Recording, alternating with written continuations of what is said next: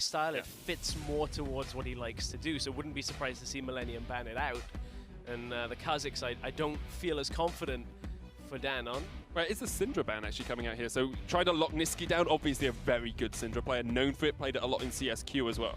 His Rise was deadly last week, though. that play where they take them into the bottom lane was pretty scary. So for Millennium, Ivan available, Kazakhs if they want it.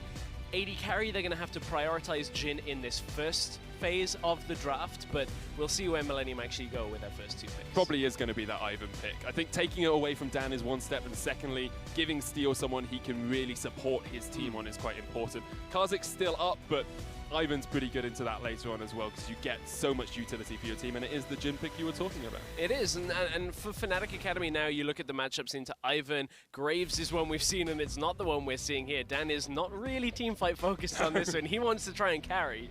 He has played Lee Sin in the past. He played a lot in the UK scene when I was casting it a couple of years ago, and his Lee Sin is known as being strong. It's not Broxah level, but it's still pretty darn good. Yeah, and we'll get to see it. There's the Rise we were talking about earlier as well for Nisqy. A really strong performance last week for Nisqy's Rise, and automatically the response comes out from Millennium, so no focus on support in the first phase at all. No, not at all. And it does mean that we could see a few support bans here. I'm surprised to see the Echo ban, in all honesty, from Millennium. I know Kick has played it really well last week, and it does isolate the Jhin quite a lot on the backline. But I still think there's a lot of top lane available. That means you don't have to focus that Echo down. Right, but what they're trying to take away from Fnatic with that Echo is a strong side lane alongside this Rise. If Fnatic have that smothering play style where they can just continually push with the Varus in mid and take control of the side lanes, that's what Kikis was doing so well last week. Without that, we'll see where they turn from that. Taking away a lot of the anti-tank matchups, Millennium may be looking for something like a Maokai first if they want to end up playing a tank in for themselves, taking away that Rumble, taking away the Echo. It feels like the Maokai, doesn't it? Like you're saying, we don't want anything that's going to destroy our top laner in lane. Maybe perhaps saying, oh, there's the Maokai ban, yeah. So Nautilus is still on the cards. We saw it last game.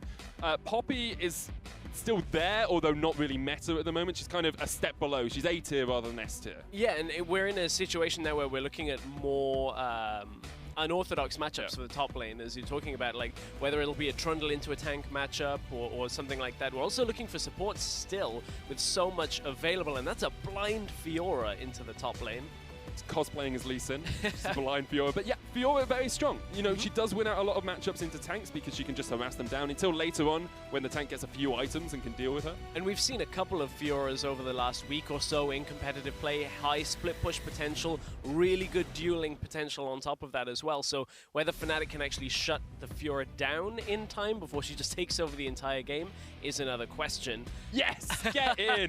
Urgot has been picked. We saw this banned out in LCS. I think it was the Fnatic game, if I recall correctly. I might be wrong, but it was banned out. It works so well in top lane. You get a huge amount of harass, and you build lethality on him as well. It is beautiful. I'm so happy we get to cast an Urgot game. I'm happy we get to cast an Urgot game. Of course, this is very difficult to deal with up in the top lane. It's something people have been playing with in solo queue here and there, trying to play these anti-carry matchups with Urgot, where you just kind of press Q. Press Q on them and they die. You have so much in the way of shields and heals. Karma got locked in as well now, so for Fnatic, potentially very strong side lanes if this Urgot can actually get ahead and maintain the way through the Fiora, and then difficult to get on top of Mr. Rales and Cly in that mid lane. So Fnatic have a fairly clear-cut comp. It feels like you've got a good 1-3-1. If you put the Rise into another lane, you can 4-in-1 as well if the Urgot does get ahead. But if you don't get ahead, are you just trying to slowly scale up into the late game because you've got Rise and Varus? At this point for Fnatic, yeah, they've got a lot of potential to siege. The same kind of happens with the Urgot as well. Although it's normally into Jace, now every time Urgot is with the team stepping forward to a turret, you've got to be careful of that hyperkinetic position reverser under the tower. We never get to see him play, so no, that's true. You got to at least bring that out. You have to remember the name. At this point, Millennium's comp on the other side has a fair amount of team fighting that's scary at the same time. Like this Cassiopeia, if Fiora gets the kill in the fight, and gets that massive heal, there's a lot of difficulty to deal with Millennium, whether you can actually get on top of Jhin, kill the Cassiopeia, especially with that Lulu that was picked up as the last rotation. So for Millennium, a lot is banking on Pretty and Pinoy in this game. Okay, so you think it's going to be mostly sort of focused around that bot lane, trying to get Pinoy ahead. We saw him play Misfortune last week and did very well on it, but even though he was ahead, he wasn't really able to have the impact he would have liked to help them beat out Misfits. Yeah, it's really interesting when we saw that Misfortune come out. The North American teams are playing it a little more, and of course that focus is more towards team fighting, and we haven't seen all that many challenger teams team fighting very well because the game kind of gets you get an early lead and snowball fairly heavily. So I kind of like this a little more from Millennium, going a little safer rather than trying to burst people down with a Misfortune shred through their armor. Kind of protect the carries in this one. Mimic, of course, we're going to have to watch him in the top lane as he's going up against this Urgot. Excited to see it now in European Challenger. Haven't seen it all that much elsewhere outside of solo queue. I haven't really seen this at all recently, but I'm very excited, and I'm sure the players are as well, as we get onto Summoner's Rift for this first game between Fnatic Academy and Millennium. Millennium will be looking to redeem themselves. Last week was not the best performance for them. Had a few dodgy calls around the mid-game where they started to lose out Barons and Elder Drakes to Misfits. They had signs of life in game one, though. They looked strong until they started losing objectives. So it's going to be interesting to see how well Dan actually synergizes with his team and whether he can have the impact that Broxah had last week. Yeah, and I love that. It started well until they started losing objectives. It was good until it was bad. You're always winning until you lose, okay? I'm channeling my inner Scarra.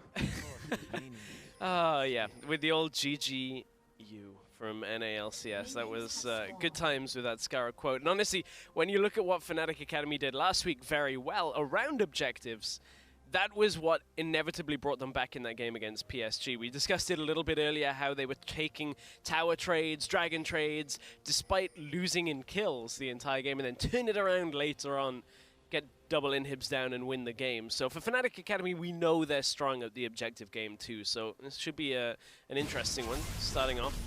A lot of poke damage already from Fnatic Academy. This is, if you're in a scrim here, this feels just like lane over. It's like, okay, well, we've just lost the lane. We're both half health, and they've got so much poke that they can just continually harass us with. Now, you talked about Pinoy needing to step up for his team and play well. This is the kind of start you really don't want if you're trying to snowball a lane. Yeah, it makes it very difficult to actually, continue to walk forward in the lane at this point. Obviously, one of the strengths of Lulu is the ability to trade with picks. Now you don't really want to do that.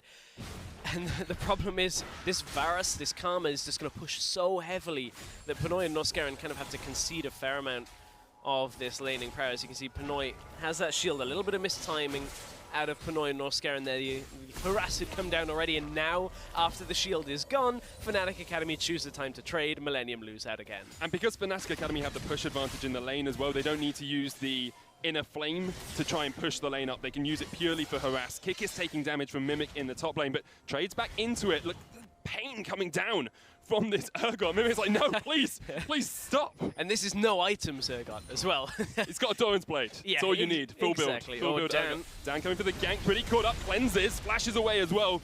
Both summoners burnt on that Cassio now, prime for a repeat gank. Yeah, exactly. You're going to look for any kind of dive opportunities. We'll look at the vision control coming in behind the mid laners as this game continues. So Kikis on this Urgot, fairly slow, has flash available.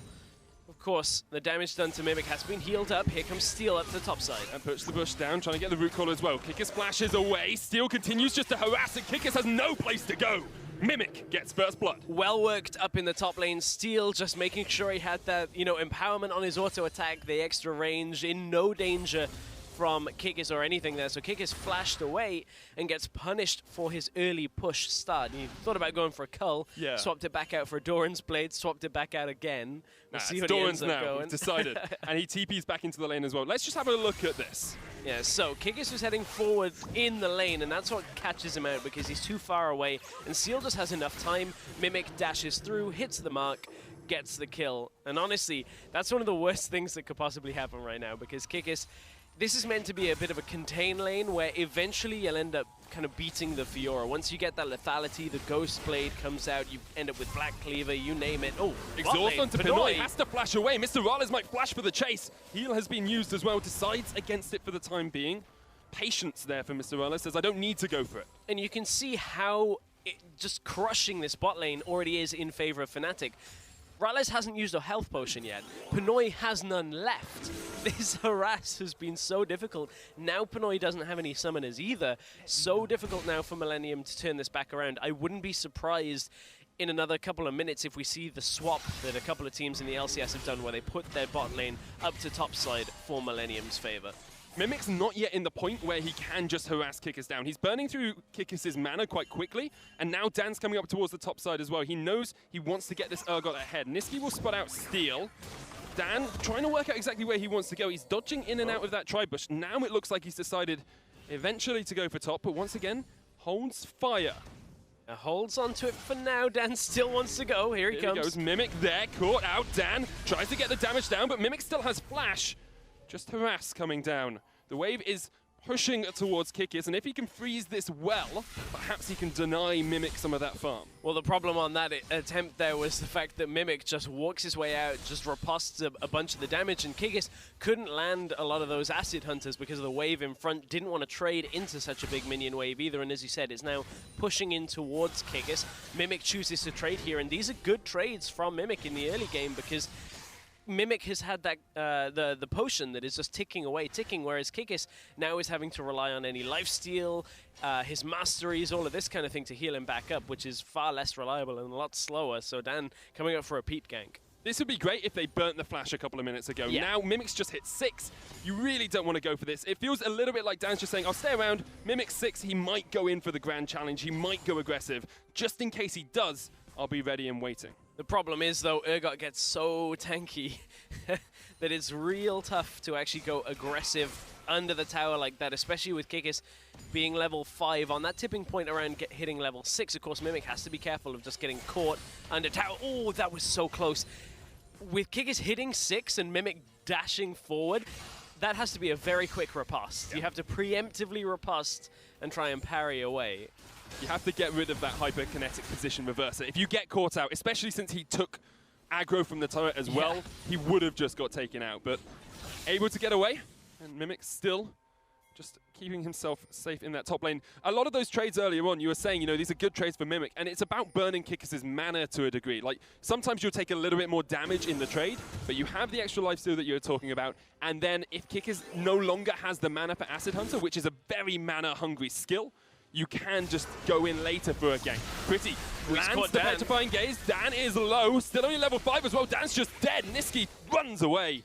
Millennium coming out swinging this game, 2-0 up. Yeah, this is much better out of Millennium, and we were talking about how would the impact of Broxah being out, Dan coming in, actually affect things. Well, it's not so much Dan's fault in a lot of this situation, but this is not the same kind of aggressive early game that we were seeing out of Broxah. Even on the Ivan, he was going aggressively into the enemy jungle. Now Dan is playing against Ivan and hasn't been able to find any footing. They were looking for Pretty in this and were not anticipating Steel being around, despite the fact they had seen the attempt on the blue buff. Right, he just took Millennium. the blue buff. Exactly, they'd just seen him around, so of course he's there.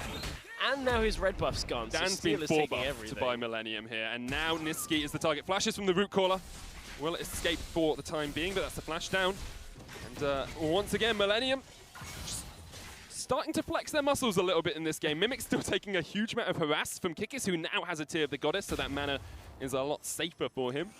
But eventually that Fiora will be able to get ahead. Even with 1 kill right now, she's still behind, mostly due to range into not range and the tankiness of the Urgot.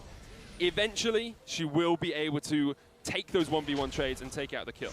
Yeah, I'm looking to see when Kikis actually starts putting points in the Terra Capacitor, the shield that he ends up getting, because you end up maxing it second. Obviously, you want the damage from Acid Hunter first.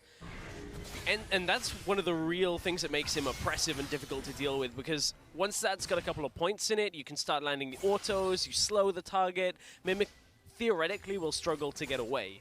And it's if Kikis ends up at 2-3 items, maybe then he can start winning the trades, but I doubt Mimic is particularly used to playing Fiora into Urgot as a matchup, so we're going to have to let this one unwind as we're watching it as well. Depends how much solo queue Mimic's decided to play. Yeah, I know, right? Just Urgot has been a terror, and at the moment he is terrorizing Mimic. You know, he's ahead in farm, even though he got taken down early on. He's still being able to win out this lane to some degree. Fnatic are putting a lot of priority up towards that top side, though. We continually see Nisqy start to roam up here, clear out some vision. Dan's been there a couple of times as well. Bot lane, I've just realized we haven't really talked about it a huge amount, but look at Pinoy's CS. Look at that. It's a 25 CS discrepancy because of that early push that we had coming out from Fnatic Academy. And this is a lot of why Fnatic are putting the priority on top side with the vision control, because bottom is going so well for them already. Here comes the curtain call. Yeah, Mr. Wallace takes one, Clyde takes the other. Neither of these are going to kill, but they do force Fnatic back and give Pinoy a moment to breathe in this lane. Yeah, pushes Fnatic back. Now, if Millennium actually recall out from this as well on the bot side, look for that top lane swap, they might be able to kind of offset some of the difficulty that Pinoy and Norskeren are having by looking for that top tower. It's a move we've seen a couple of teams make. This is later on in the laning phase than you normally would expect it, and Fnatic Academy have already decided they're looking for that bot lane tower. They haven't done much damage to it at all yet, but if they can continue that push, Millennium, look at how they're going to try and capitalize on this. They're going to try and cut down through the jungle, try and catch out Cly and Dan as they're warding. Probably go for Dan first if they can. Cly stepping forward. Dan still there. Root caller misses, but Daisy comes down. Dan, half HP, has to flash. Cly now here. Niski joins the fray. He wants to get onto Pretty, who cleanses away. And there is the knock-up onto Niski once again. Fnatic Academy running for the wins. Niski needs to join his friends back towards his tower. He will escape for the time being. But Daisy says not today. You don't. Continues with the chase. The knock-up there as well. Steal there. Dan did smite away Daisy. And Steel will run away. Not the trade that Millennium wanted. They missed the root caller to start with, but they do force Dan's flash. It looks like Kick is flashed in top lane as well. Yeah, he did just flash topside and now TP's up back into the top lane. So it looked like Pretty, we didn't have full vision on where exactly he was standing in the bush.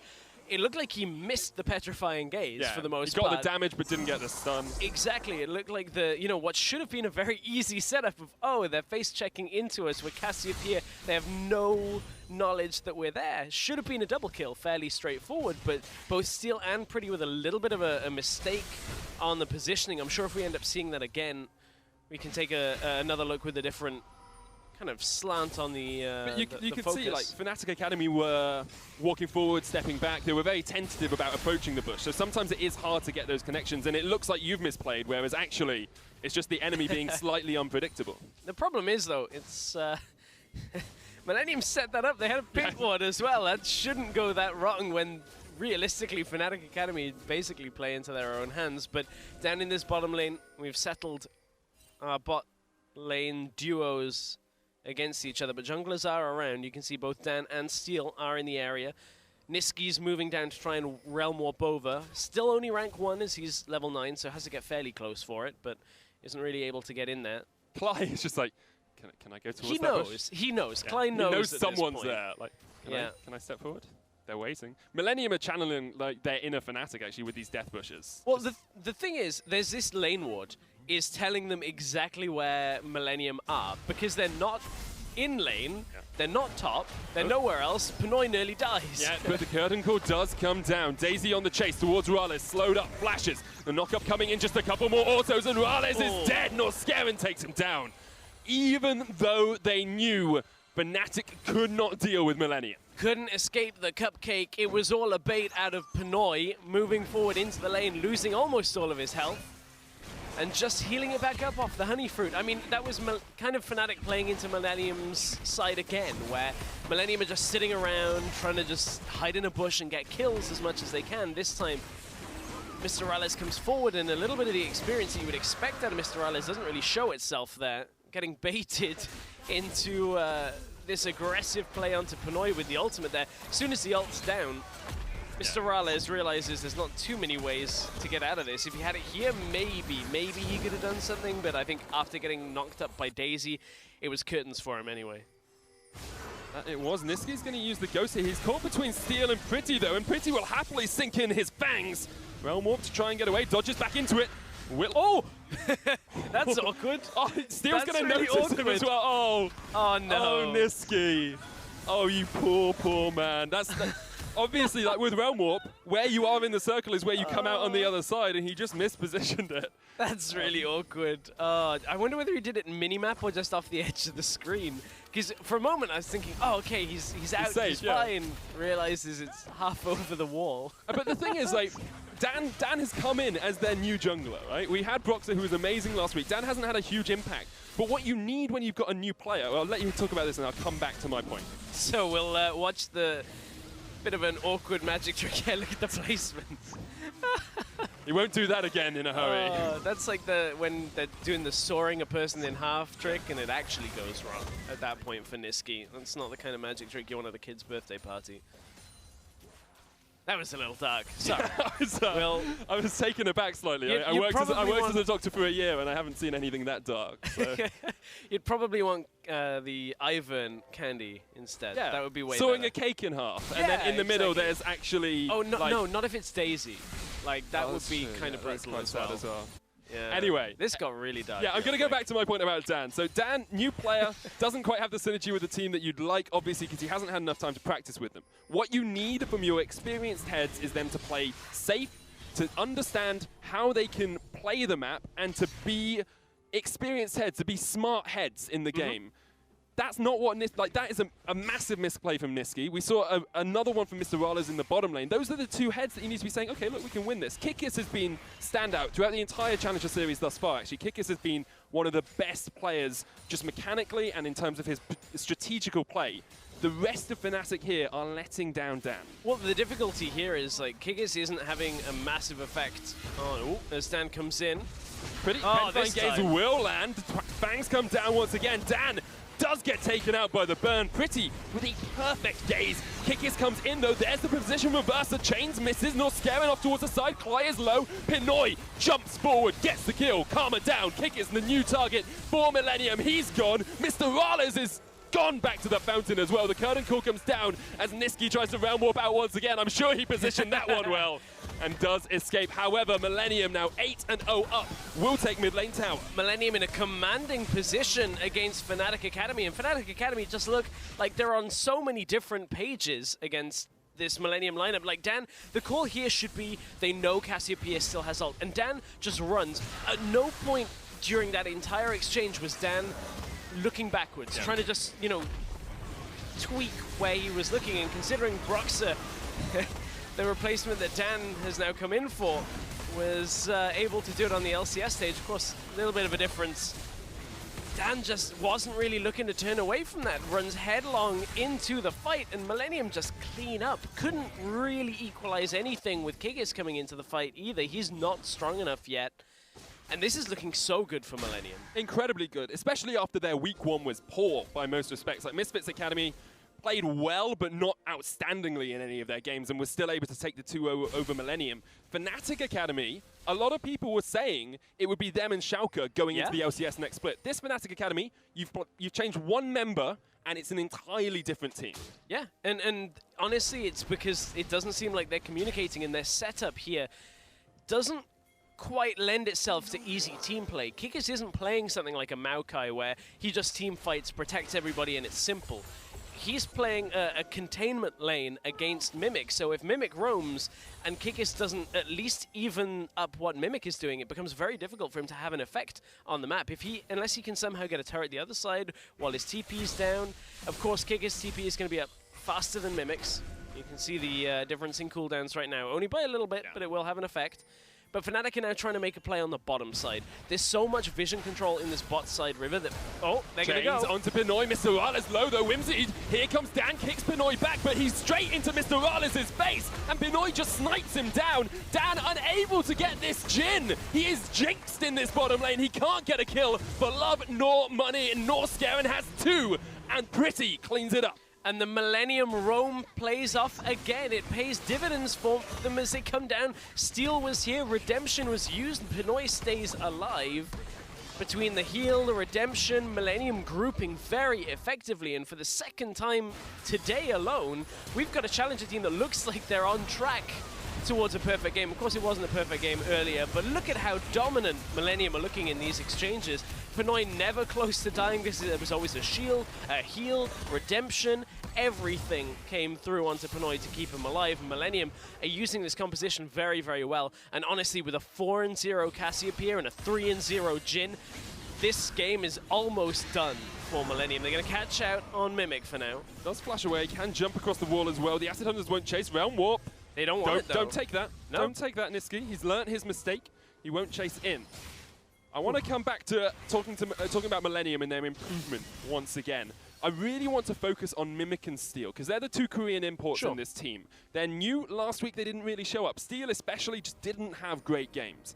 He's 0-0-10 on this Ivern. He's been involved in almost every single kill in the game. His objective control has been strong, his warding has been strong, and his positional play has been outstanding. Steel is really showing up this game. He absolutely is.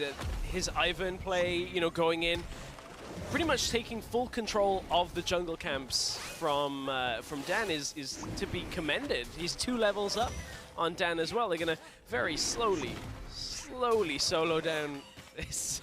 It's alright, Daisy will tank. Yeah, Daisy, it's fine. Daisy's just being such a good helper here. It's like, this is what it takes to make a cake, you know? It takes time, it takes patience. You've got to leave it in the oven for a while, let it brew. Brew? Let it brew. Cakes don't brew, unless you're making alcoholic cakes, in which case you can brew a cake, I guess. But I haven't heard of many alcoholic cakes. Run Raisin, there we go. They're going to take the dragon eventually.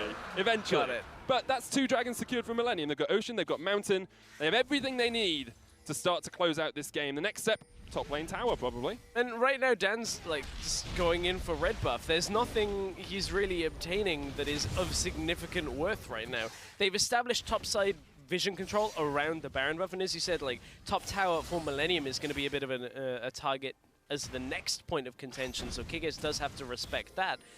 That's where Millennium are coming through. They'll sweep out the vision, move up to the top side, but Fnatic Academy aren't doing anything on the map. They aren't able to actually put themselves in a situation to fight back because they're so far behind.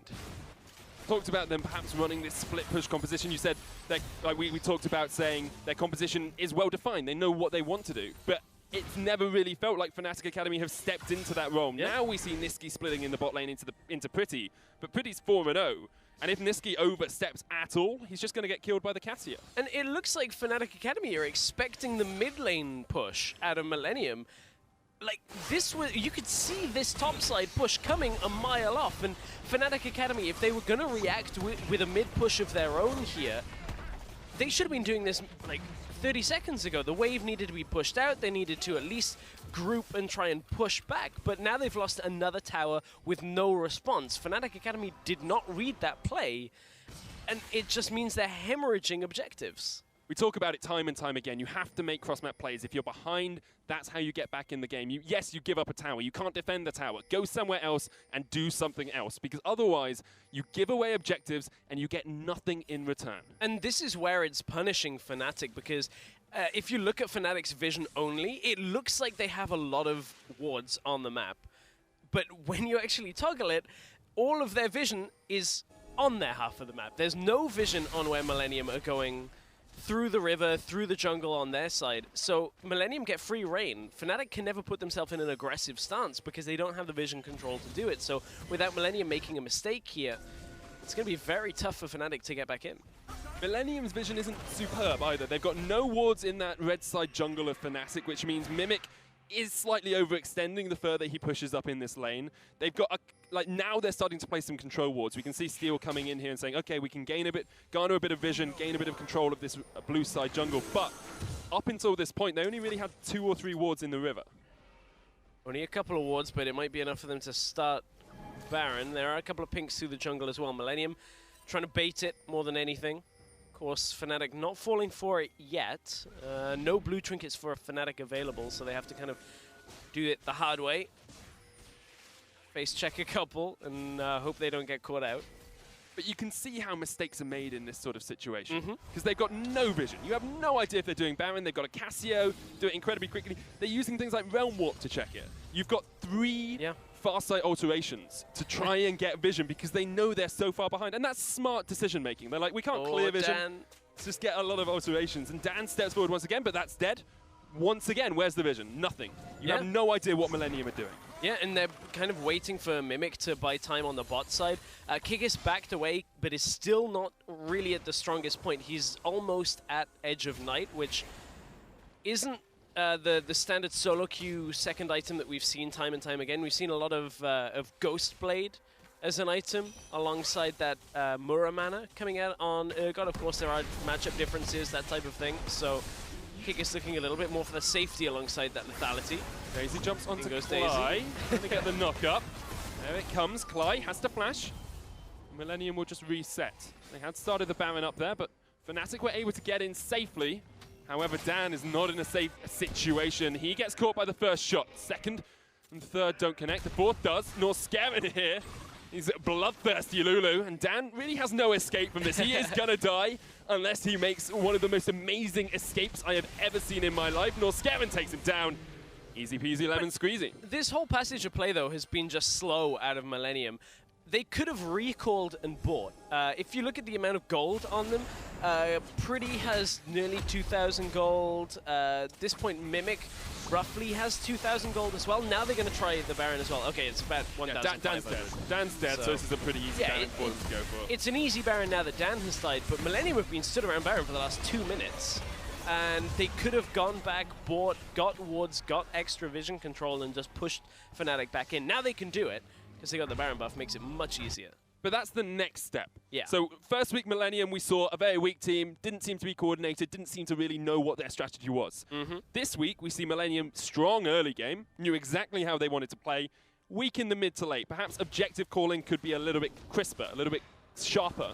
Next week, maybe we see Millennium doing everything right.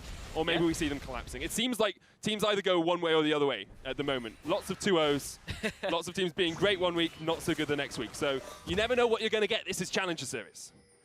But it's meant to be Europe. It's meant to be that we have ties, right? That's meant to be. I'm actually not wearing a tie today. I chose one today just so that I could, you know, live just and bask in the glory of best of 2s rather than best of 3s.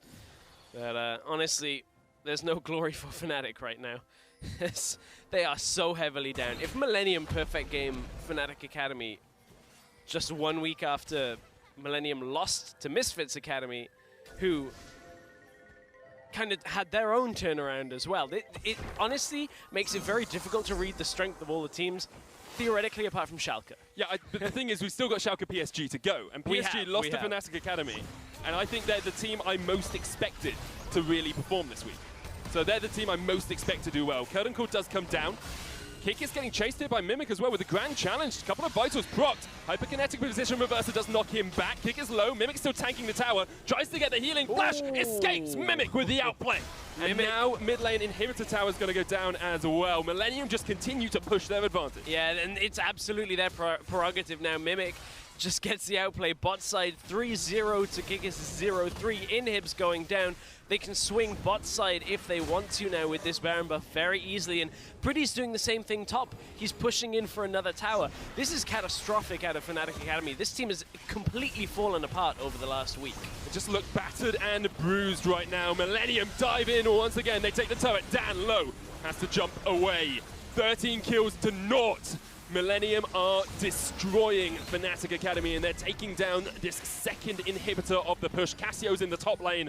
That's where Millennium are going next. Yeah, that's the next objective. I mean, it's so difficult now to stop this. 4-0 Cassiopeia, 3-0 on Jhin. Everybody is so much further ahead for Millennium. Oh, Dan's going to try. Dan goes deep, does get the kick onto Benoit, but it was incredibly delayed. Millennium will take Dan down. Are they going to do it? Is it going to be a perfect game at this rate? It looks like it, in all honesty. Third inhibitor's going to go down. It might be a perfect game with all objectives destroyed as well, which is something we don't always see. Millennium going to continue the push. Nexus Tower is their next objective. Daisy starting off work on towards them. Niski gets onto Pretty. Petrifying Gaze doesn't quite connect. And Millennium will retreat for the moment. However, Kick is now knocked up. Pretty still standing as that front line. Mimic just taking down towers by himself. He doesn't need the rest of the team. Kick is caught out. Here comes the curtain call. One shot, two shot misses. Not quite going to connect, but the Nexus Tower will fall. Millennium just need the Nexus. They're going to purge their game. They've done it. Fnatic Academy. Wow. Fnatic Academy just got perfect gamed. Millennium just dealt that out to them. That was an impressive performance from Millennium. All I can say is, before that game started, we were talking about Millennium, and I said, you know, average team. Usually, top 1, top 2, maybe in CS. This time, probably at the bottom of the table. what was that? It's just like they just come in it. It's like, oh yeah, Fnatic Academy challenging for LCS, just get destroyed. Yeah, and like we heard from Reckless a week ago that Fnatic Academy with Broxa, okay, was stronger than Fnatic LCS team, and now they're in a situation where over the last week they've gone completely the other way. Like Fnatic Academy in this game, maybe it's partly to do with the draft, but more to do with Millennium actually just really crisp plays out of Millennium, just kind of sweep them aside. There's a couple of things in the draft you could say maybe could be changed. Urgot top didn't really work out, although you can see the logic behind it. The Lee Sin didn't really have any early game impact, perhaps because Dan just hasn't got that level of communication with the team yet. So there's a few things you can look at and say, let's change this for next game. But Fnatic Academy, yet to lose, now have lost. They need to work out how to get back into this, because it's quite easy to get frustrated after losing a game and not change for the next game. Yeah, it is. And I honestly hope Fnatic Academy draft an easier, more simple matchup in the top side, because they just didn't use Kikis at all. Like, Fnatic basically minimized their own key player in this by putting him on an Urgot into a Fiora, which ended up being not a great matchup, didn't have an influential impact on the game, and I don't think we're going to see that happen again in the next game. I think as well with Kikis, he doesn't need to be on a playmaker to do well. He dominated on Maokai. Like, you can just put him on someone who works well with the team, and that will work for you. You don't need to be picking these outlandish picks. No, you really don't. As you said, I would quite like to see the Maokai as one option. The Echo was banned away. Fnatic banned the Maokai because they didn't want Millennium to pick it up themselves. But honestly, like, there was so much focus on top lane that they pick a weird matchup and it doesn't work out. But honestly, the communication issues were one of the biggest issues that Fnatic Academy had. Dan going in aggressively when the rest of the team's going back out. They clearly haven't had enough time to practice together against a team like Millennium, and it punished them in this game. Well, Millennium showing